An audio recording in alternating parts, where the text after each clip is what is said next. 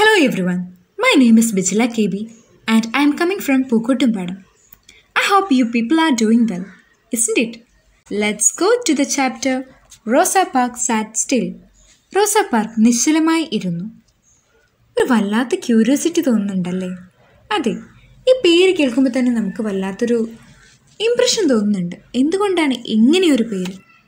അതെ, നമ്മൾ ഇന്ന് പഠിക്കാൻ പോകുന്നത് റോസാ പാർക്കിൻ്റെ കഥയെക്കുറിച്ചാണ്. Rosa Park.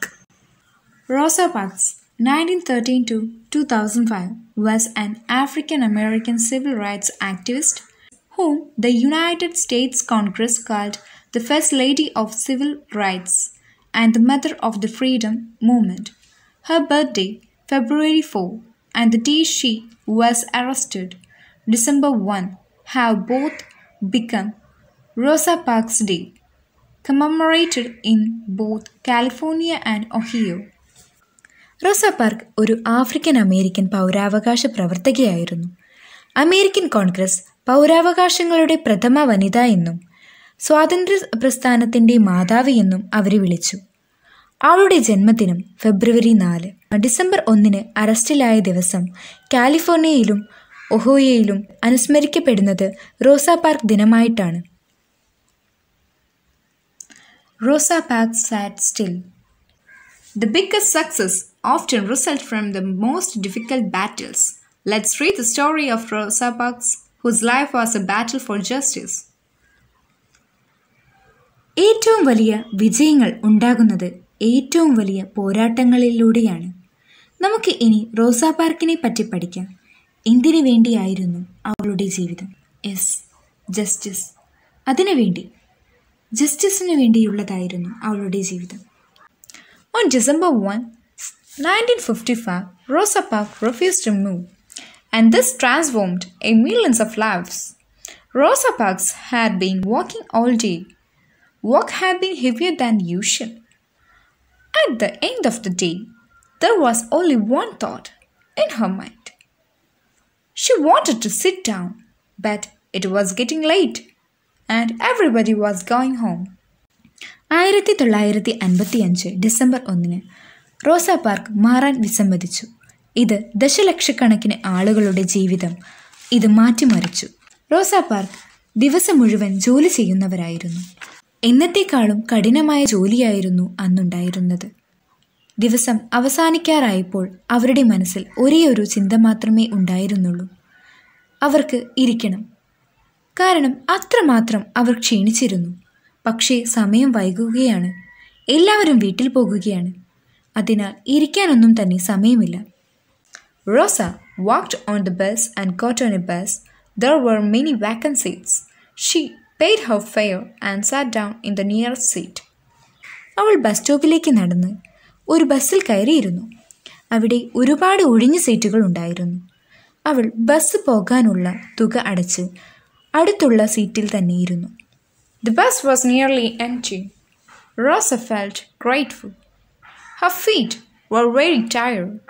They nearly needed a rest. Bus എങ്ങനെയുള്ളതായിരുന്നു?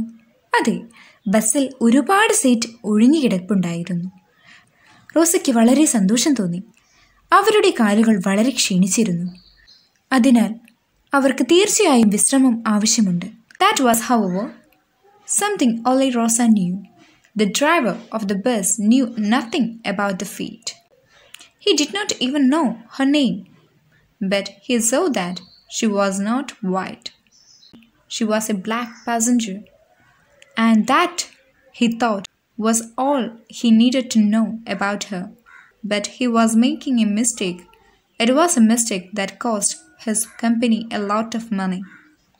റോസയുടെ കാലുകൾ ക്ഷീണിച്ചിരുന്നെന്നും അവർക്ക് നിൽക്കാൻ കഴിയില്ലെന്നും അവർക്ക് മാത്രമേ അറിയുകയുള്ളൂ. ബസ്സിൻ്റെ ഡ്രൈവർക്ക് അവളുടെ കാലുകളെക്കുറിച്ചൊന്നും അറിയില്ല. അയാൾക്ക് അവളുടെ പേരും അറിയില്ല. പക്ഷേ അയാൾക്ക് ഒന്നും അറിയാമായിരുന്നു. അവൾ ഒരു വെളുത്ത വംശജയല്ലെന്നും അവൾ ഒരു കറുത്ത യാത്രക്കാരിയാണെന്നും. അതിനാൽ തന്നെ അയാൾക്ക് അവരെക്കുറിച്ച് മറ്റൊന്നും അറിയണമെന്ന് ആവശ്യവുമില്ലായിരുന്നു. പക്ഷേ അവൻ തെറ്റ് ചെയ്യുകയായിരുന്നു. ആ തെറ്റ് അയാളുടെ കമ്പനിക്ക് ഒരുപാട് പണം നഷ്ടമാക്കിയ ഒരു തെറ്റാണ് അയാൾ ചെയ്യാൻ പോകുന്നത്. Our story begins in America, in the town called Montgomery. മൗണ്ട്ഗോമറി എന്ന അമേരിക്കയിലെ ഒരു ടൗണിലാണ് നമ്മുടെ കഥ തുടങ്ങുന്നത്. Rosa was an ordinary woman with a job in a dress makers shop. The day was an ordinary working day. It was the first day on December 1, the year 1955. ഒരു വസ്ത്രനിർമ്മാണക്കാരുടെ കടയിൽ ജോലി ചെയ്യുന്ന സാധാരണക്കാരിയായ സ്ത്രീയായിരുന്നു റോസ. ആ ദിവസം ഒരു സാധാരണ ജോലിയുള്ള ദിവസമായിരുന്നു. 1955 ഡിസംബറിലെ ആദ്യത്തെ ദിവസമായിരുന്നു അത്. Rosa had a loving family. She envied nobody. Her manners were mild. She spoke in a quiet, soft voice. She always obeyed the laws of the country and broke no rules. റോസയ്ക്ക് വളരെ സ്നേഹനിധിയായ കുടുംബമായിരുന്നു ഉണ്ടായിരുന്നത്. അവൾ ആരെയും അസൂയപ്പെടുത്തിയില്ല. അവൾക്ക് സൗമ്യമായ പെരുമാറ്റമായിരുന്നു ഉണ്ടായിരുന്നത്. അവൾ വളരെ മാന്യതയോടുകൂടി പതിഞ്ഞ ശബ്ദത്തിലായിരുന്നു സംസാരിച്ചിരുന്നത്. മാത്രമല്ല, അവൾ ആ രാജ്യത്തിൻ്റെ എല്ലാ നിയമങ്ങളും പാലിച്ചിരുന്നു. ഒരു നിയമം പോലും അവൾ തെറ്റിച്ചിരുന്നില്ല. But in those days, not all laws and rules were fair. That day, when Rosa sat in that seat, on that bus, she had not thought of breaking any rule. പക്ഷേ അന്നത്തെ ദിവസം ആ ബസ്സിൽ ഇരിക്കുമ്പോഴും അവൾ ആ നിയമങ്ങളൊന്നും ലംഘിക്കുന്നതിനെക്കുറിച്ച് ചിന്തിച്ചിരുന്നില്ല. It has happened before the bus started. When the warning bell rang, passengers rushed in. Many of them were white Americans. Each time a white passenger climbed into the bus, a black passenger got up from a seat and moved away. അത് സംഭവിച്ചത് ആ bus യാത്ര തുടങ്ങുന്നതിന് മുമ്പായിരുന്നു. മുന്നറിയിപ്പ് മണി മുഴങ്ങിയപ്പോൾ യാത്രക്കാർ അകത്തേക്ക് ഓടി.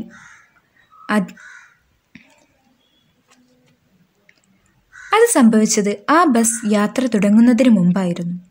മുന്നറിയിപ്പ് മണി മുഴങ്ങിയപ്പോൾ യാത്രക്കാർ അകത്തേക്ക് ഓടിക്കയറി. അതിൽ കൂടുതലും അമേരിക്കൻ വെളുത്ത വംശജരായിട്ടുള്ളവരായിരുന്നു. ഓരോ തവണയും ഒരു വെളുത്ത യാത്രക്കാരൻ ബസ്സിൽ കയറുമ്പോൾ ഒരു കറുത്ത യാത്രക്കാരൻ സീറ്റിൽ നിന്ന് എഴുന്നേറ്റു. The rule was simple and clear. Black passengers had to give up their seats when white passengers came in. They had to get off the bus and go round to the back door. They could then get on the bus again as standing passengers. നിയമം വളരെ വ്യക്തവും ലളിതവുമായിരുന്നു. വെളുത്ത യാത്രക്കാർ വരുമ്പോൾ കറുത്ത യാത്രക്കാർക്ക് സീറ്റുകൾ ഉപേക്ഷിക്കേണ്ടി വന്നു. അവർ ബസ്സിൽ നിന്നിറങ്ങി പിൻവാതിലിലേക്ക് പോകേണ്ടി വന്നു. സ്റ്റാൻഡിംഗ് പാസഞ്ചേഴ്സായി അവർക്ക് വീണ്ടും ആ ബസ്സിൽ തന്നെ പോകാമായിരുന്നു. That day, all the sitting passengers gave up their seats except Rosa. She did not seem to notice what was happening. A white passenger stood at the door and looked at her. Still, she did not move. She sat still. അന്ന് ഇരിക്കുന്ന കറുത്ത യാത്രക്കാരെല്ലാം റോസയൊഴികെയുള്ള സീറ്റുകൾ ഉപേക്ഷിച്ചു. എന്താണ് സംഭവിക്കുന്നതെന്ന് അവർ ശ്രദ്ധിച്ചിരുന്നതായി തോന്നുന്നില്ല. ഒരു വെളുത്ത യാത്രക്കാരൻ വാതിൽക്കൽ നിന്നുകൊണ്ട് അവളെ നോക്കി. എന്നിട്ടും അവൾ അനങ്ങിയില്ല. അവൾ ഇരുന്നു. അവിടെ തന്നെ അവൾ ഇരുന്നു, നിശ്ചലമായിരുന്നു. It was time for the bus to leave. But how could the driver start? A white passenger was standing at the door, and a black passenger was not getting up. Bus പുറപ്പെടേണ്ട സമയമായി. എന്നാൽ driver എങ്ങനെ ആരംഭിക്കും? ഒരു വെളുത്ത യാത്രക്കാരൻ വാതിൽക്കൽ നിൽക്കുന്നു. ഒരു കറുത്ത യാത്രക്കാരി എഴുന്നേൽക്കുന്നുമില്ല. Other passengers were impatient. They gave her angry looks. They muttered curses at her. Rosa neither spoke nor stirred. She sat still. മറ്റ് യാത്രക്കാർ അക്ഷമരായി. അവർ അവൾക്ക് നേരെ രൂക്ഷമായ ദേഷ്യത്തോടെ നോക്കി. അവർ അവളെ ശപിച്ചു. റോസ സംസാരിക്കുകയോ ഇളകുകയോ ചെയ്തില്ല. അവൾ നിശ്ചലമായി ഇരുന്നു. She was thinking, why should I get up? I have paid the same as the white passengers has paid. My ticket is not a cent cheaper than his, and I am more tired than he is, and he is neither old nor disabled. So why should I get up my seat? He is asking for the seat because he is a white. That can't be right. അവൾ ചിന്തിച്ചു, ഞാൻ എന്തിന് എഴുന്നേൽക്കണം? വെളുത്ത യാത്രക്കാരൻ നൽകിയ പണത്തിന് തുല്യം തന്നെയാണ് ഞാൻ നൽകിയതും. എൻ്റെ ടിക്കറ്റ് 1 സെന്റ് വില കുറഞ്ഞതല്ല. അവനേക്കാൾ ഞാൻ ക്ഷീണിതനാണ്. അവൻ വൃദ്ധനോ വികലാംഗനോ അല്ല. പിന്നെ എന്തുകൊണ്ട് ഞാൻ എൻ്റെ ഇരിപ്പിടം ഉപേക്ഷിക്കണം? അദ്ദേഹം ഈ ഇരിപ്പിടം ആവശ്യപ്പെടുന്നത് അദ്ദേഹം ഒരു വെളുത്തവനായതിനാലാണ്. അത് ശരിയല്ല. അത് ഒരിക്കലും ശരിയല്ല. That moment, Rosa made a decision. This rule is unfair, and rules ought to be fair. If a rule is unfair, it ought to be go. It ought not to be in the rule book. Therefore, it ought not to be obeyed. If people go on obeying such a bad rule, it will stay in the book forever. So someone should do something about it someday. I think that day has arrived. ആ നിമിഷം റോസ ഒരു തീരുമാനമെടുത്തു. ഈ നിയമം അന്യായമാണ്. നിയമങ്ങൾ ഉണ്ടായിരിക്കണം ന്യായമായത്. ഒരു നിയമം അന്യായമാണെങ്കിൽ അത് പോകേണ്ടിയിരിക്കുന്നു. അത് റൂൾ ബുക്കിൽ ഉണ്ടാകരുത്. അതിനാൽ അത് അനുസരിക്കേണ്ടതില്ല. ആളുകൾ അത്തരമൊരു മോശം നിയമം അനുസരിക്കുന്നു എങ്കിൽ അത് എന്നും പുസ്തകത്തിൽ നിലനിൽക്കും. അതിനാൽ ആരെങ്കിലും ഇതിനെതിരെ എന്തെങ്കിലും ചെയ്യണം. ആ ദിവസം എത്തിയിട്ടുണ്ടെന്ന് ഞാൻ കരുതുന്നു. Now, when Rosa did not get up, the driver got angry. If he let her sit and left a white passenger standing, he was breaking the law. He and his company could be punished for it. ഇപ്പോൾ റോസ എഴുന്നേൽക്കാത്തപ്പോൾ driver ദേഷ്യം വന്നു. കാരണം അയാൾ അവളെ ഇരിക്കാൻ അനുവദിക്കുകയും ഒരു വെളുത്ത യാത്രക്കാരനെ നിൽക്കുകയും ചെയ്താൽ അയാൾ നിയമം ലംഘിക്കുകയാണ്. അതിനാൽ അദ്ദേഹത്തിനും അവൻ്റെ കമ്പനിക്കും ശിക്ഷിക്കപ്പെടേണ്ടി വരും. He got up from his seat. Get up and go to the back, he ordered, but Rosa sat still. I told you to get up, he said, but Rosa did not move. She did not get up. The driver got off the bus and brought the police in. They arrested Rosa.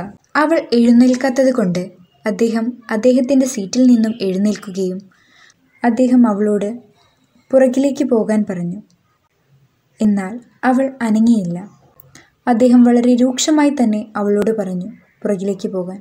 എന്നാൽ റോസ അനങ്ങിയില്ല. അവൾ അവിടെ തന്നെ ഇരുന്നു.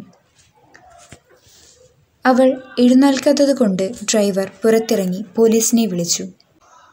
നിയമം ലംഘിച്ചു എന്നാരോപിച്ച് റോസയെ arrest ചെയ്യുകയും ജയിലിലേക്ക് അയക്കുകയും ചെയ്തു. The news of Rosa's arrest soon spread all over the town. The black people of Montgomery decided to fight for her to come out of jail. They knew they could not fight with the police. They decided to fight with the bus company instead. റോസയെ arrest ചെയ്ത വാർത്ത പെട്ടെന്ന് തന്നെ നഗരത്തിൽ മൊത്തം പരന്നു. മോൺഗോമറിയിലെ കറുത്ത വർഗക്കാരായ ജനങ്ങൾ റോസയെ പുറത്തിറക്കാൻ വേണ്ടി പോരാടാൻ തീരുമാനിച്ചു. അവർക്കറിയാമായിരുന്നു അവർക്ക് പോലീസിനെതിരെ പോരാടാൻ കഴിയില്ലെന്ന്. അതുകൊണ്ട് അവർ ബസ് കമ്പനിക്കെതിരെ പോരാടാൻ തീരുമാനിച്ചു. They boycotted the buses. This means they stopped using them. No black passenger, they said, will use the city buses until Rosa is free.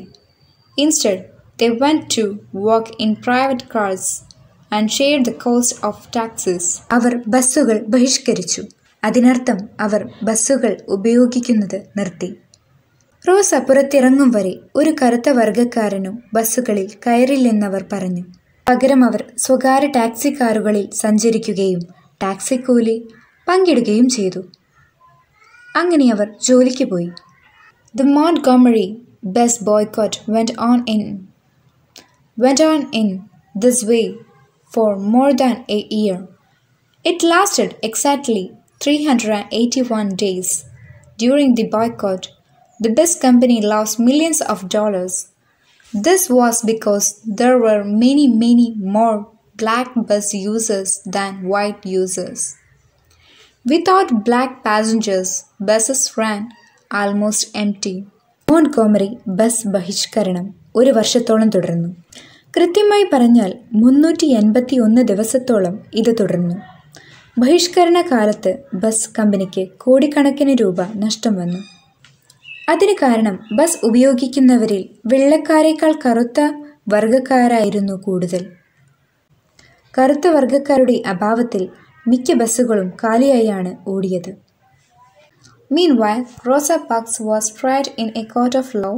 The judge ordered her to pay a fine. He said she should broken the law of segregation. Rosa's lawyers advised her not to pay the fine and she took their advice. Then they went to the higher courts and finally to the highest court, the American Supreme Court. കറുത്ത വർഗക്കാരുടെ അഭാവത്തിൽ മിക്ക bus കാലിയായാണ് ഓടിയത്.